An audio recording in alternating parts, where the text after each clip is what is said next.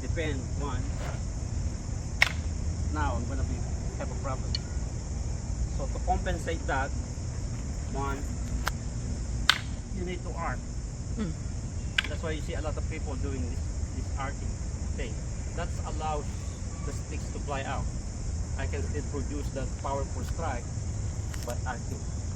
But if you have distance and you do this, there's just really no point. You're out balancing yourself. Mm. I have a distance one. I move. That's a nice form. Meaning I'm more powerful here. The only reason why I'm gonna do the arc is because I'm pressed down. I don't have to be